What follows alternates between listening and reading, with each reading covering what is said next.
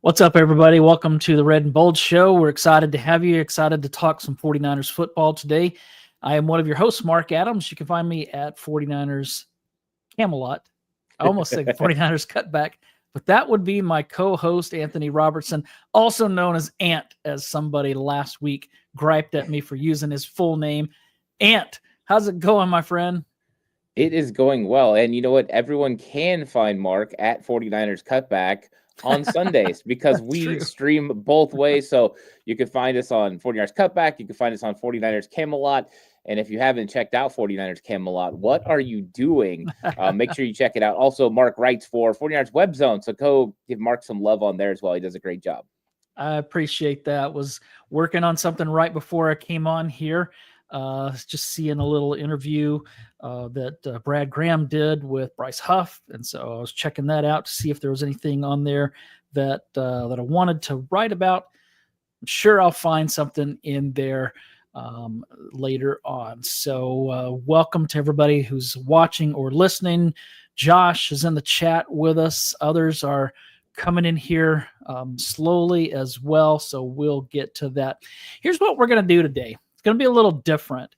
So I kind of was thinking, all right, so when we look at the different position groups for the 49ers, do we look at them and we feel that I'm like excited about this group or I'm concerned about this group? And so that's kind of what we're calling this 49ers high hopes and red flags today. So as we go through these, so for example, the first one we'll talk about is quarterback. I'm going to give you my thoughts, and then Ant's going to give his, and then the next group's going to be running backs. Ant's going to give you his, and then I'll respond to that. So we'll kind of go back and forth. But if you're in the chat, you can jump in here and tell us what you think, because it's all going to be about each position group. Are you excited or are you concerned about that group? So Lou's in the chat here. He's starting off with a question. So I'm gonna go ahead and get to this question here because I don't think that we're gonna have quite as much to talk about today. See, guys, will Mr. Anderson be a camp casualty or trade prospect given the health condition of Albert Collins? And so, I mean, you like last week, Collins, you were pretty high on last week. In fact, I think that we did which rookie might be like the big standout rookie. I went with Mykel Williams, which is kind of a generic one, I guess. You went with Alfred Collins, and so then Lou's asking, is Evan Anderson going to be a camp casualty? I don't think so. Do you? Well, it's a kind of a complex situation because Alfred Collins is still not under contract. In fact, there's 30 second-round picks that are not under contract right now, waiting to see how the dominoes are going to fall. So that's that. Then there's also the injury concerns, but he did play, I believe it was like 95 of 96 games in college as a guy that generally stays healthy. So I don't have the same injury concerns. I know that the 49ers have been snake bitten by it before, but it is an interesting question. And I do believe Evan Anderson is more on the bubble than probably people realize. There's a lot of people that want to put him into the starting lineup. And I understand that. Evan Anderson was a person that 49er fans were huge fans of last year. They were shocked when he didn't make the initial 53-man roster, but when he came up and played on the 53-man roster, he played generally pretty well. The problem with Evan Anderson is there's really no upside when it comes to pass rush and zero. And I think that's why Chris Kasarik has talked about Evan Anderson needed to reshape his body. They want him to go from over 330 pounds to closer to 315 pounds to increase mobility and allow him to kind of generate some sort of a pass rush. But when you talk about drafting at his position, they drafted Alfred Collins and CJ West as one techs in front of him. And whenever you do that, you put somebody on notice that you just might not be able to make this roster. The only true 3-tech on this team is Kevin Givens, in my opinion. Maybe Kalia Davis, but even then, I think he's a hybrid. So with that being said, there is an opportunity there for Evan Anderson to be on the bubble to make this team. I still tend to lean towards him making this team because he is a solid run stopper, and the 49ers have made that their motivation is stopping the run this year and getting to third down, where you have added so much pass rush now where you can get after the quarterback. But I do think that Evan Anderson is probably closer to on the bubble than a starter. And so I do believe this is a legitimate question. And Alfred Collins' health, as CJ West playing well early, could make it a little bit tougher for Evan Anderson. Do I think he's going to be a casualty? No. But do I think it's closer than people think? Yes. Yeah, I think that he's less likely to be a camp casualty than Kalia Davis, in my opinion. But I agree. We'll have to see. That's what training camp is for, and so we'll find out. So if you have questions along the way, put those in here, and we'll do our best to get back to them. So let's start. Are you concerned? Are you excited? Let's start with the quarterback room. I'm going to say that I'm excited about the quarterback room because we know that Brock Purdy is at his best when he plays with a chip on his shoulder. And I know that he got paid this offseason, but I think that he's going to come in with a massive chip on his shoulder. Not so much because he gets so much hate nationally, but because he did have a down year last year. And I think that he's going to come out with something to prove. I also am excited about this room because I think that Mac Jones is a sizable upgrade over the guys that they had play in, the second and third. I mean, we saw both of them last year. And I just feel like Mac Jones is going to be better. He's a better pure passer. He may not be quite the athlete. Well, he's not much of an athlete at all, but where you had Joshua Dobbs, who's a really good athlete, but wasn't crazy about him as a passer. Mac Jones is good in the pocket. He's good as a passer, and I think that he'll be pretty good in Kyle Shanahan's offense. And then the kid from Arkansas, even though I'm an Arkansas guy, just was never, even from back watching him in college, I just never really thought that he was going to amount to much in the NFL. So I don't really know why was that the Green Bay game they had him play in? That was a mess.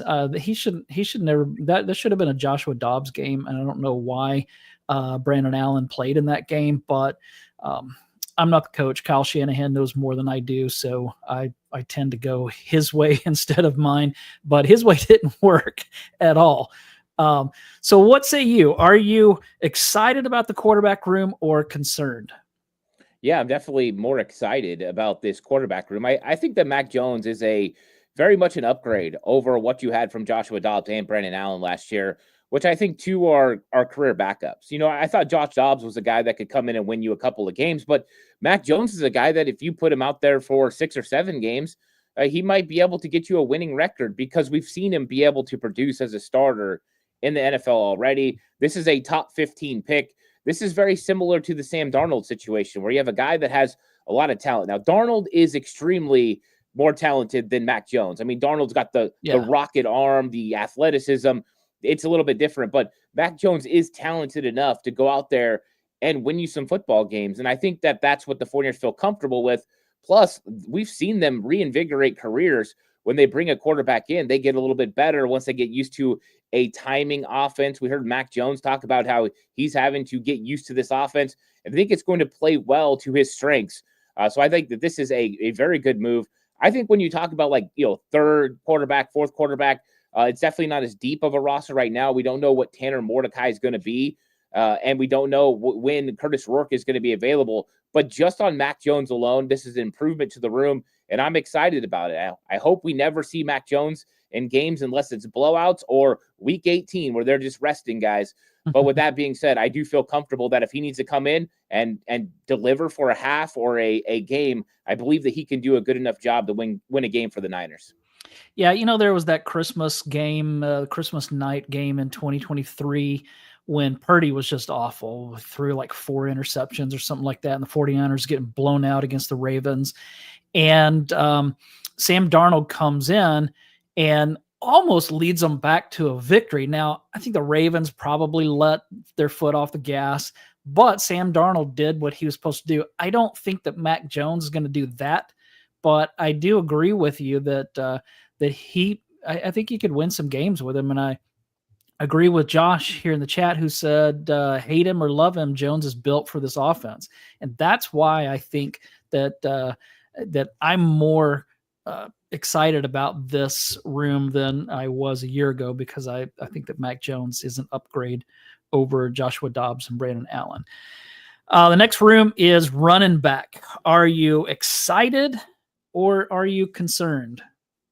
I'm very excited. I think that there would be reasons for some to be concerned if you're thinking Christian McCaffrey would potentially not be healthy. But I think that they figured out the Christian McCaffrey injury as far as how to make sure he's ready. He's toning down his moments right now and the work that he was putting in. He knows that he needs to manage his workload.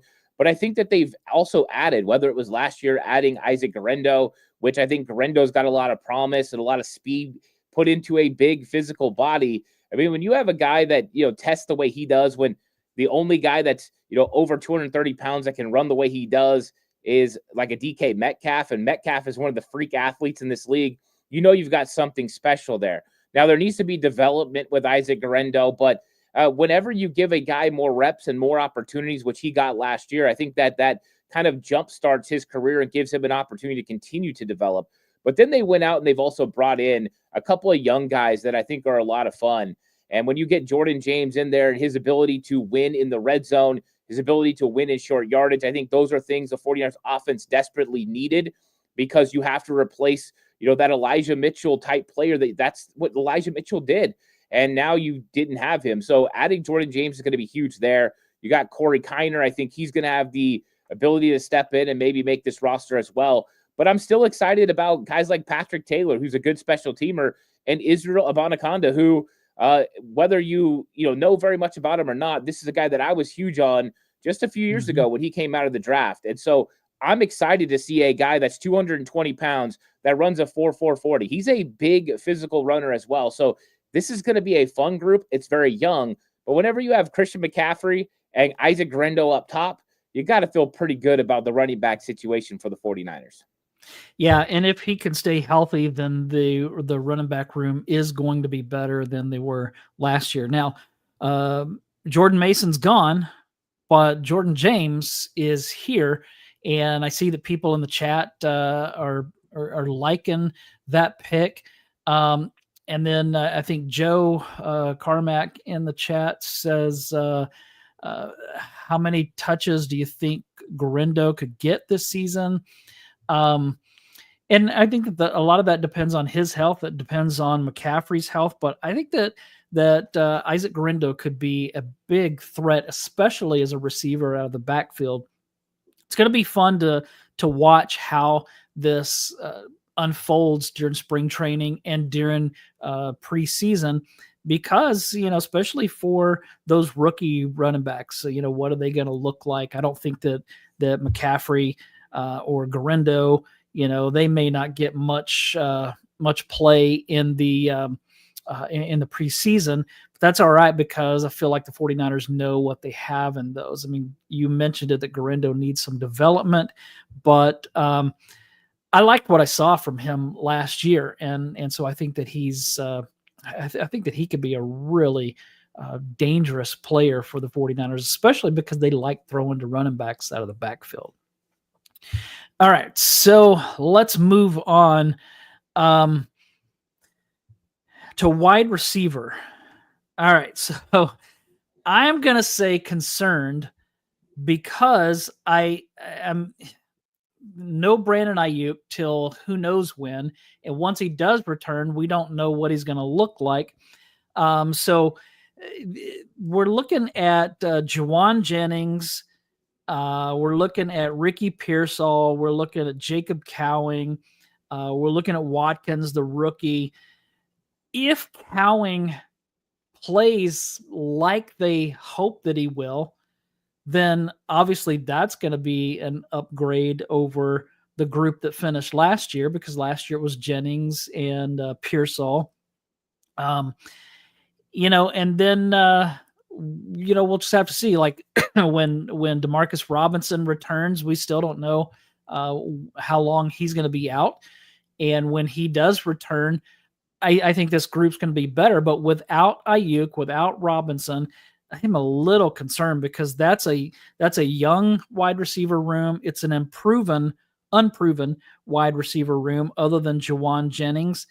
And, can Jennings repeat what he did last year? We'll have to see. Can Ricky Pearsall build off of what he was doing at the end of the season last year? And then with Cowing and Watkins, I have no idea what to expect from either of those. So I'm going to go concerned. Yeah, I think that this is the first position that you have red flags, and worries and concerns about because of like the situations you brought up. Brandon Ayuk is going to be out. So you take your number one wide receiver off the board. That's first and foremost. But then after that, it's the Demarcus Robinson suspension. With Demarcus Robinson potentially facing a 3-game suspension, there's a chance that the 49ers are going to have to rely on a very young player, whether that is Jacob Cowing or, one of their other guys to step up. Is that an Isaiah Nair? Is that a Jordan Watkins? We don't know.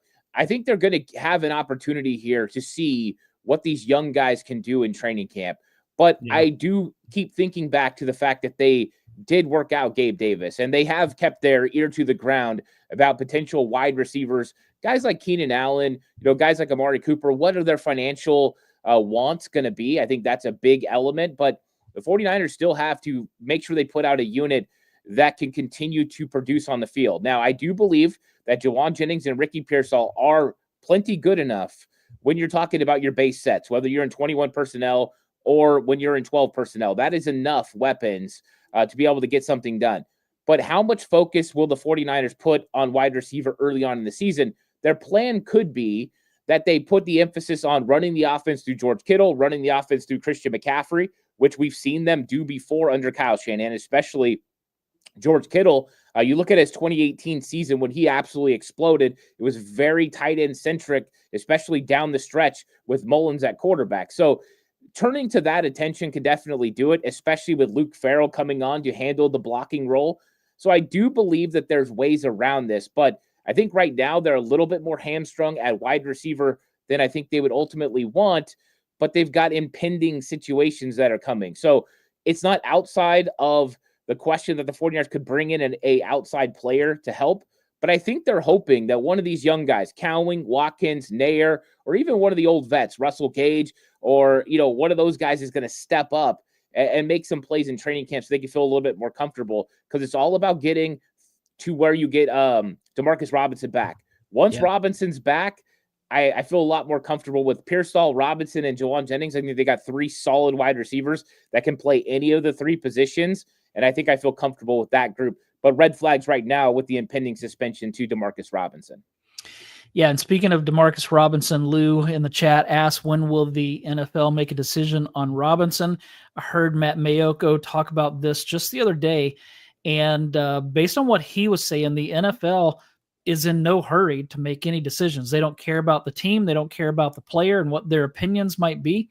They tend to try to hand down suspensions earlier in the season because they don't want to do them later in the season where it might affect a team in jockeying for position for the playoffs. So that's why we all expect it to happen before, to be announced before the season. But according to Mayoko, they may do it sometime during the season. So I think it's unlikely, but with the NFL, they just kind of move to the beat of their own drummer and they do whatever they want. So, all right, let's go to tight end.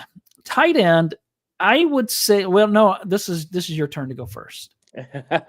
Sorry. Tight end is interesting because one of the things about it is I have been arguing that I think that they are a tight end short. And so that's why I have a little bit of concern. I have no concerns about George Kittle.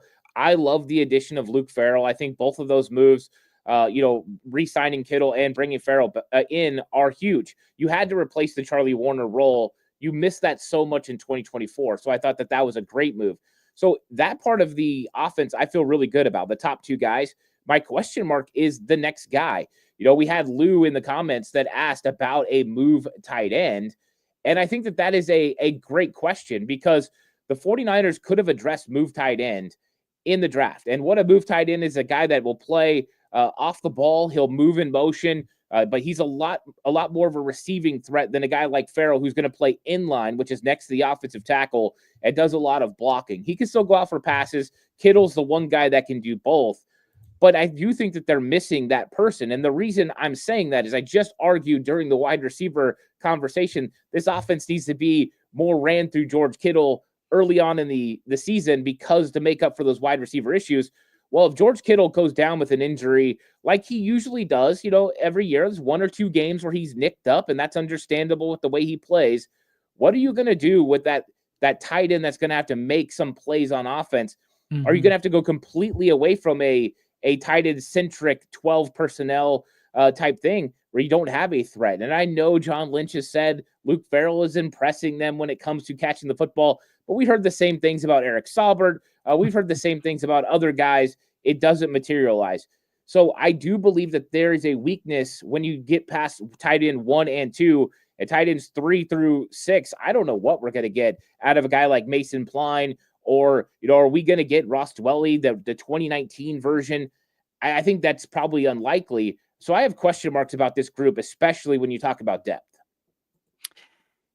Yeah, if I am really on the same page as you, if only Cam Latu would have worked out. Because I wrote down that I'm both concerned and excited. I'm excited because George Kittle. I'm excited because the backup room is a little bit better with Luke Farrell coming on board. Excuse me, but I do think that room is thin. And like you said, if Kittle goes down, or when Kittle goes down, then I'm definitely concerned about that. See that Josh in the chat says duct tape Dwelly. So yeah, I think beyond Kittle and to a lesser extent Farrell, it scares me a little bit. Right, let's go to offensive line. Do we have high hopes or we have red flags? I put both. I'm okay with the starters. I mean, been hard on Jake Brendel, but you say that he's not as bad as I think that he is. So I trust you more when it comes to offensive line for sure.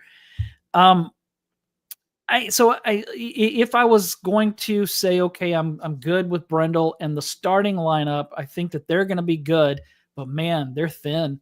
If Trent Williams goes down, or should I say when Trent Williams goes down, because like Kittle, he usually does, then I'm concerned about that left tackle position.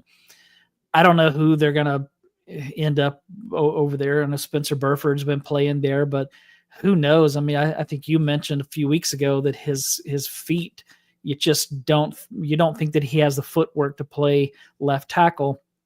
So I'm excited about the starters, but I'm concerned beyond them. Yeah, I think that there is a lot of concern when it comes to the offensive line at certain positions. I think we know left tackle, as long as Trent Williams is healthy, you don't have to worry about left tackle. I think with right guard, you don't have to worry about Dominic Pooney. Those guys are great starters, right? You have your above average, you have your great. I think that they're great starters. I think when you look at Colt McKivitz, I put him kind of in the next category where I think he's an average starter. I think he is. He's a guy that can consistently play well at right tackle. He graded out pretty well last year. He's improved in his run blocking. I think my question marks come down to center, like you brought up with Jake Brendel. Is it going to be good enough? And I think that is the biggest question mark surrounding him. But every time you hear Kyle Shanahan or Chris Foerster talk about him, it's always Jake Brendel's playing well. Jake Brendel's doing good. And I think the things that they evaluate when it comes to Jake Brendel is most of the time Jake Brendel on the move is great. Getting to the second level and blocking a linebacker, he's going to get there. He's going to get to the right spot. He's going to make contact with that guy. The thing that drives people crazy is he's not going to hold that block long enough generally. So that frustrates people. But as an offensive line coach, you can't overcome those types of situations because you say, hey, if you get there, as long as our running back hits it correctly, you're going to be able to get past. The question marks for him, though, especially with a quarterback like Brock Purdy that needs a little bit of distance because of his height, you can't have those guys that allow him to get pushed back. And that is Jake Brendel's weakness. He has zero anchor playing center. And I think that is part of the issue with him. And then with left guard, it's just a big question mark. is Ben Bartch the player we saw in a limited role last year, or what is he going to be? And I think that that's one of the concerns. So I couldn't come on here and say there was zero red flags about this offensive line, because that wouldn't be the case. I think there is some question marks about Brendel, especially as he's getting older. The knees aren't exactly the best.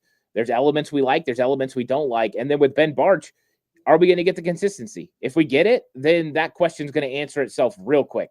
If not, then, who's it going to be? Nick Zakel, Matt Hennessy? I think it gets a little bit interesting. I saw Tommy put earlier, about Scherf, potentially going out there and getting Scherf. And I've started hearing that conversation as well. But another 34-year-old player, how much are you going to invest in another older offensive lineman? I think there's still question marks about the offensive line. Yeah, I do too. And when we go to the other side of the ball and we talk defensive line, this is where I start to get. Is this your turn to go first? Yeah, It doesn't matter. Go ahead. Okay, I don't want to take I don't want to take away your answers or anything. Not that I have the depth of knowledge that you do. Maybe that's why I have to go first so much, so that I can make myself look smarter. Defensive line. Smart, Mark. You are smart. Come on. I'm excited about the defensive line. I think the run defense is going to be better. And if they can figure out how to put pressure on the quarterback, then I think that like a corner, which we'll talk about in a minute, they have some talent there. And if they can start to pressure the quarterback, then I think that this defensive line can be really good. Now, they're young and they're going to be unproven. I think that Bryce Huff is going to, I think he's going to be better than he was in Philly, because he's going to be in a better system. He's going to have his hand in the dirt, as opposed to last year when he was more like an outside linebacker and he was up. That's not how he has played his entire life. I think since he was a little kid, he had one hand or two hands in the dirt, and that's just how he's played. So I think that probably had an effect on him last year. So I think that he's going to be better. I think that Bosa will be better with somebody on the other side who can actually attack the quarterback. I think that Williams is going to be a good addition. We'll see about the rest of those that are going to be on the interior, but I'm excited about the defensive line. Yeah, I think there's a lot to be optimistic about. Whenever you add a player that is 6'6", over 330 pounds, that runs a 4.9 40 like Alfred Collins, there's reason for excitement. Like, these dudes just don't come around very often. So I think that there's a lot to be optimistic about. Alfred Collins, CJ West, another really good run stopper. The emphasis the 49ers put on stopping the run, and the emphasis that they put on making sure that they force third and longs, was extremely evident. Now, one of the question marks was coming out of the draft, and just the way that 49ers had handled free agency was, okay, you're going to stop the run, but how the heck are you going to finish at the quarterback?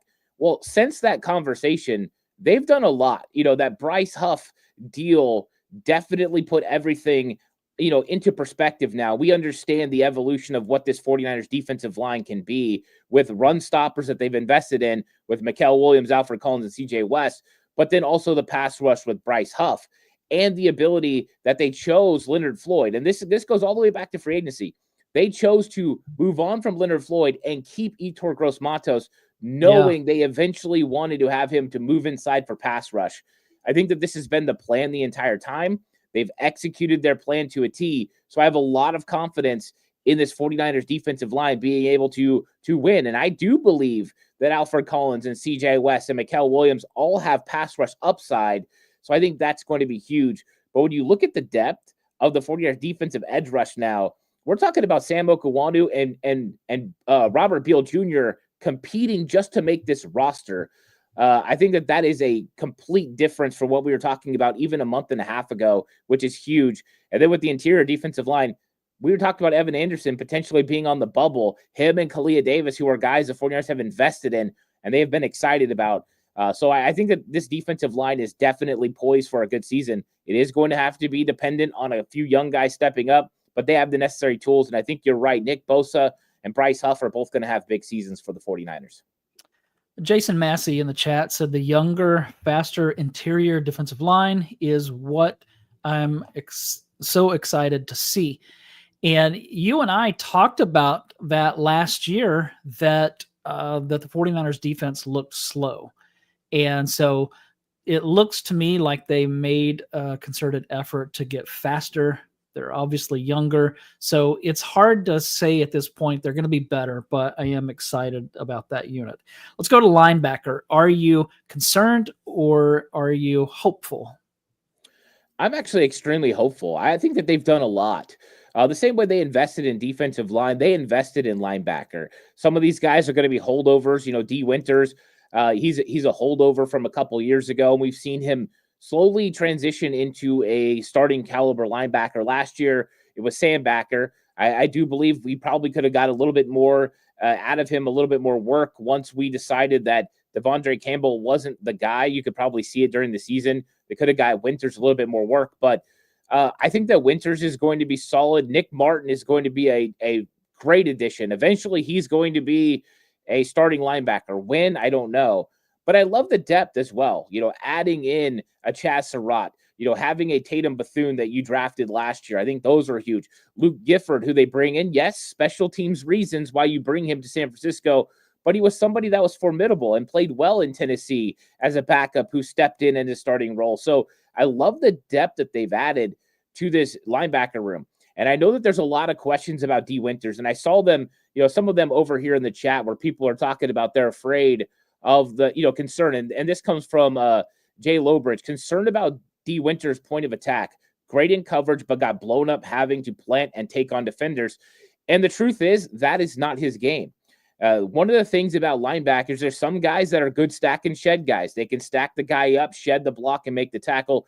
D. Winters, Nick Martin, these faster, more undersized linebackers, they're not built to be stack and shed linebackers. They're built to read it quickly and beat the guy to the spot, beat the offensive lineman to the spot, and go ahead and be an avoidance linebacker, avoid that block. So he's got to get a little bit better with his instincts, pulling the trigger a little bit earlier. But make no mistake about it, Martin and D. Winters are built to absolutely have explosive plays and negative plays.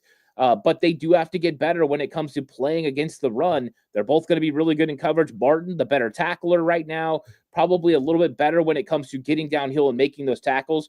But I think Winters is going to get better and better. And Tatum Bethune is the guy that does what Jay Lowbridge right here is talking about at an extremely high level. So I think he's got an outside chance to push to be a Sam linebacker for the 49ers.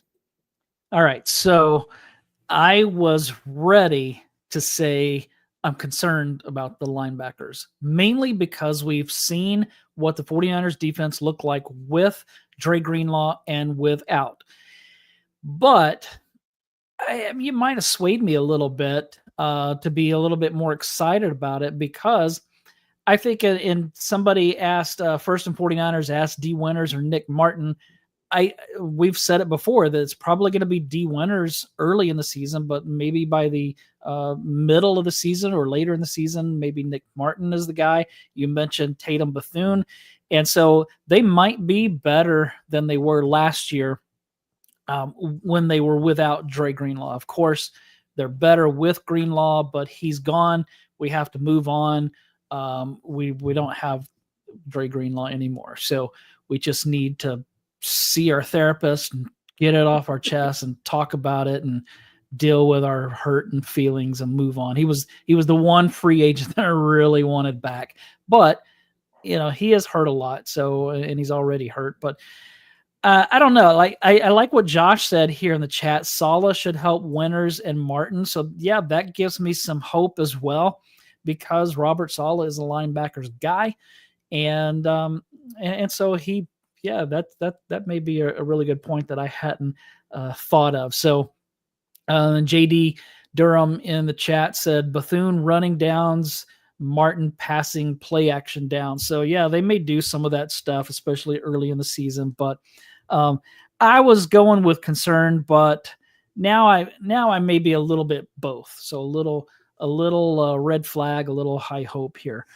All right, let's go on to cornerback. I'm going to say I'm excited because I think that their cornerback room is good. Not really sure what Stout's going to look like.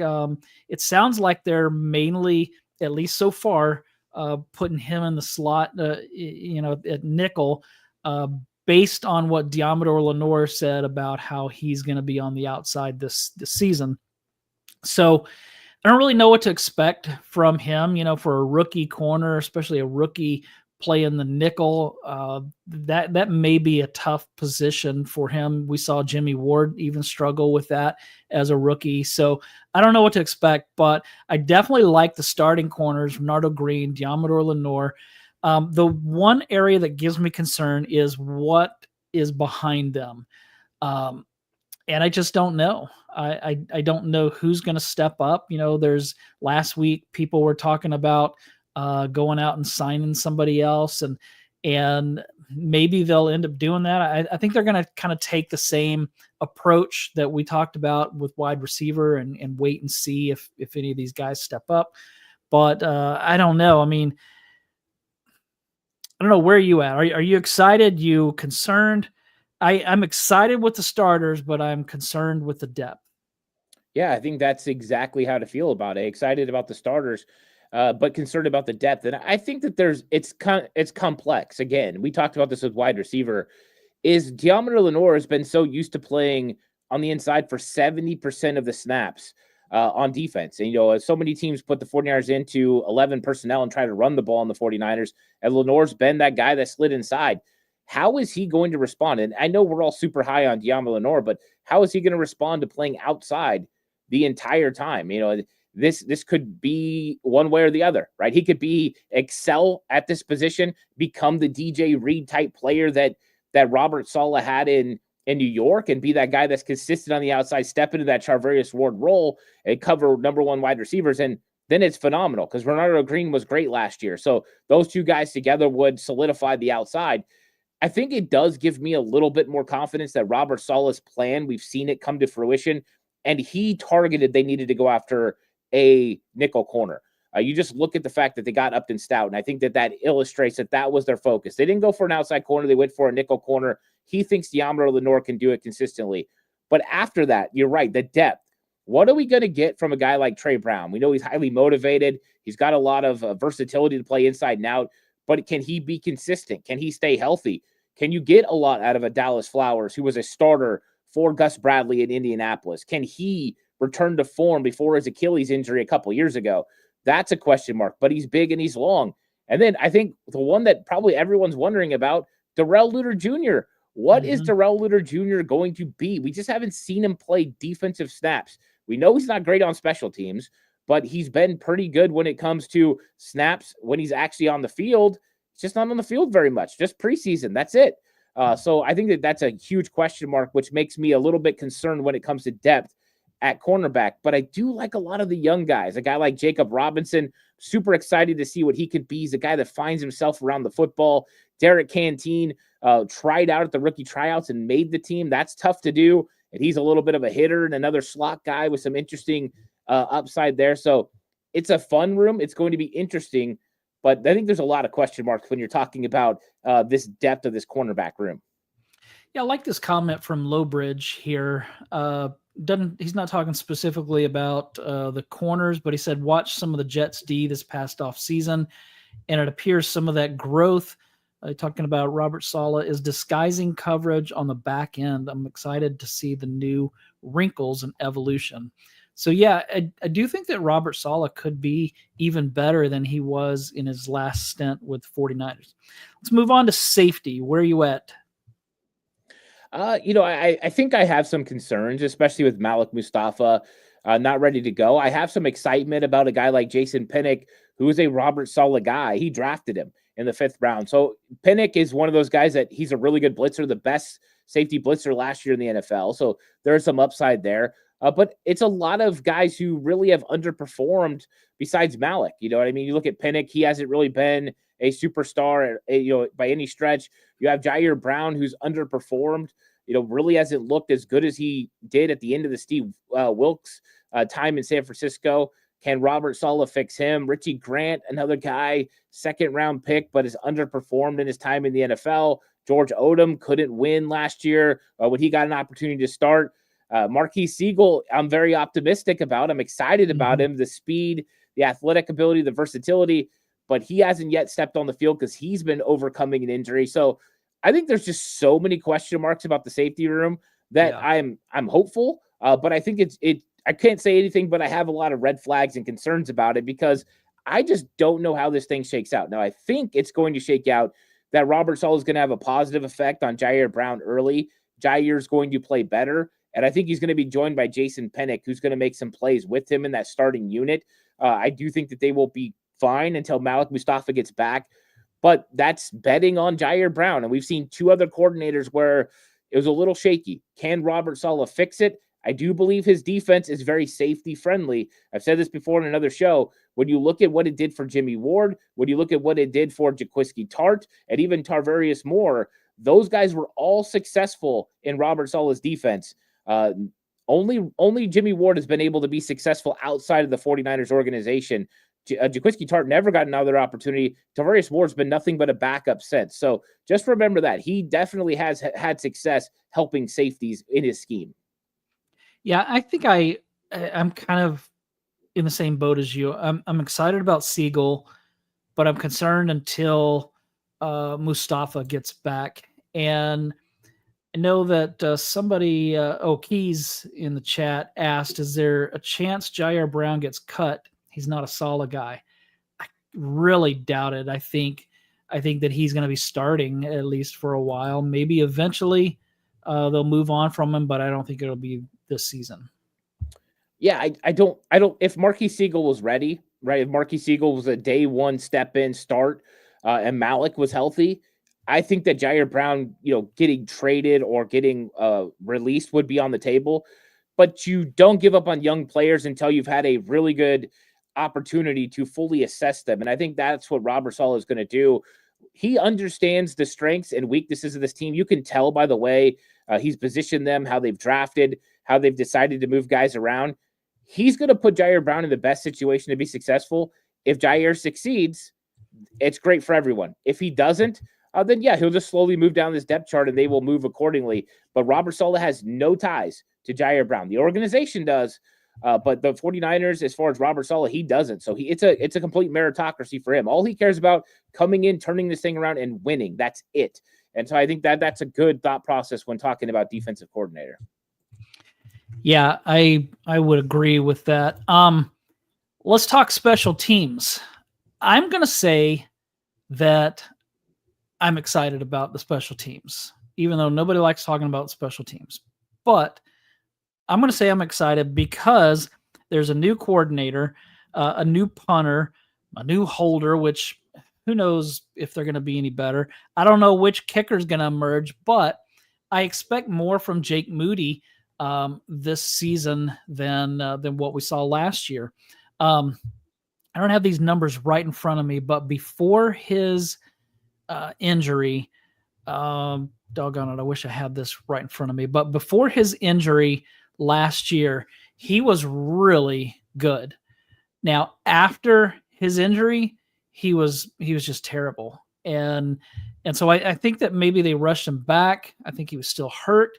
Can he bounce back from that? I think that it's very possible that he can, especially if his teammates, I don't know if they believe in him or not, but if they do, I think that's got to help. But I don't know. When I look at the splits from last year, and let me see when you're talking, I'll look and see if I can find these numbers, because this was a huge difference between the two. But if we look at the splits from last season, if you get pre-injury Moody, then he's good. If you get post-injury Moody, he's not. So where are you at? I think that kick coverage, kickoff, punt coverage, punt returns, I think that stuff, I expect that stuff to be better this season.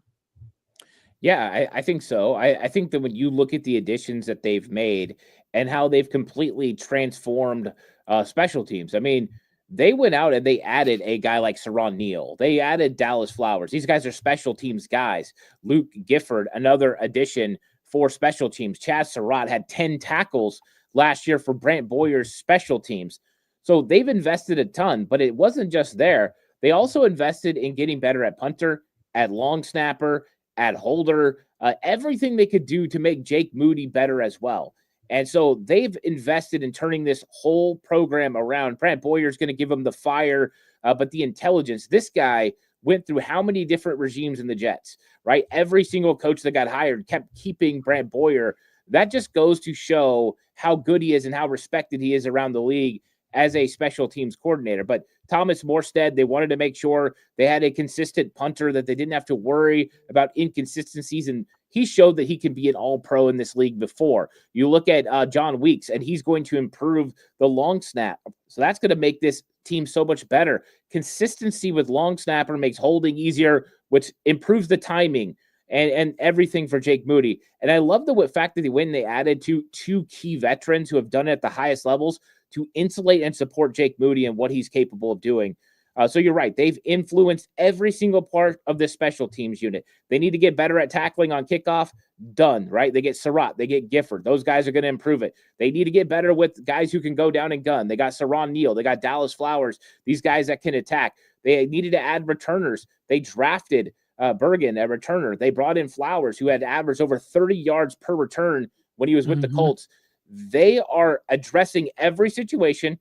And Brant Boyer's going out there. He's going to coach these guys up, and he's going to make them compete. And if you want to make the end of this roster, you've got to be able to produce on special teams. I think that's going to be huge. And I think that's going to make a big difference with the 49ers potentially winning close games.